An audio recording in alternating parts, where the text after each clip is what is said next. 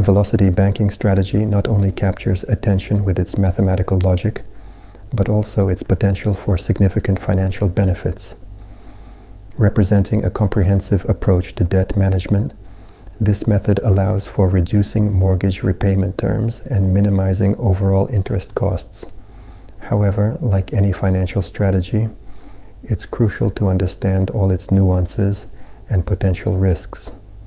The core idea of velocity banking is strategically distributing your funds among various debt products, minimizing interest payments, and maximizing the amount allocated to paying down the principal mortgage debt.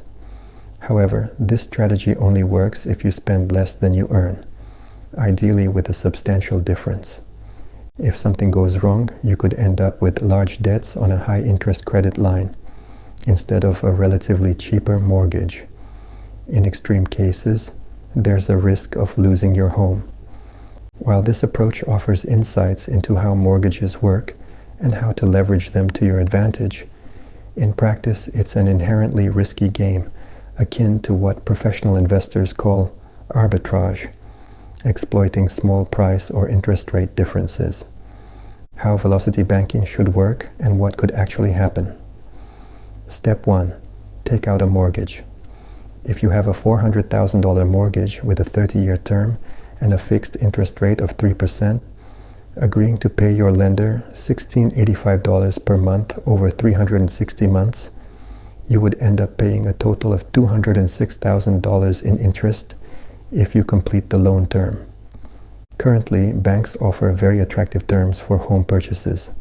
Average mortgage rates hover around 3%, which is historically low and advantageous. For comparison, rates reached 9 to 10% in the 1990s. Therefore, if you can afford the monthly payment and stop there, you are getting a good deal historically. Step 2. Take a HELOC.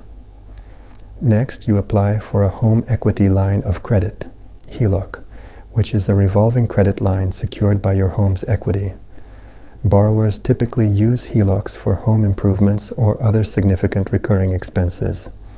HELOCs generally offer much lower interest rates than credit cards, but they do come with risks. Currently, the average HELOC interest rate is around 3 to 4%, but rates can vary widely and are typically variable, meaning they can adjust after an initial fixed period. Step 3. Use your HELOC to pay down your mortgage. The game begins when you have both loans. Instead of using the HELOC for something like bathroom renovations, velocity banking proponents suggest using it to pay down part of your original mortgage. Supporters sometimes refer to this as chunking. For example, if you borrow $20,000 from your HELOC and use it to pay down your mortgage, you reduce the debt from $400,000 to $380,000. This additional payment ultimately saves you around $24,000 in interest and allows you to pay off the mortgage 18 months earlier. Step 4. Zero out your HELOC balance as quickly as possible. Paying off your mortgage using a HELOC essentially shifts the balance from one type of debt to another. While this would be worrisome for most people, velocity banking supporters see magic in this strategy. Because HELOCs are revolving, meaning you can pay them off and reuse them at any time, interest payments are calculated based on the average daily balance. Therefore, it's highly desirable to use any available cash to reduce your HELOC balance. To keep it lower for longer, you could put all your expenses on a credit card and pay it off at the end of the month, equivalent to a month of interest-free borrowing. Be cautious though.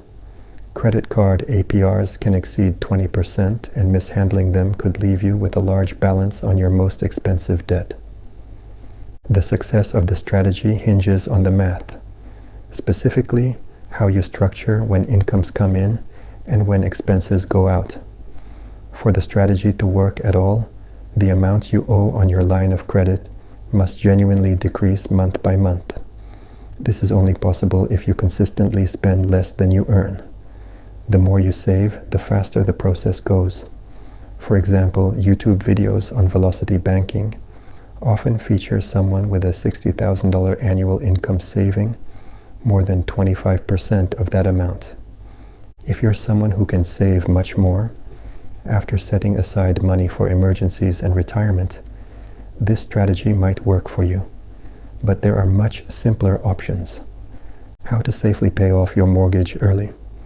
You can replicate the benefits of chunking by directing windfalls like tax refunds, bonuses, or stimulus checks towards your mortgage. For instance, investing a $10,000 bonus into a $400,000 mortgage would yield similar benefits to the HELOC example. Just ensure your lender applies these funds to the principal debt, not interest.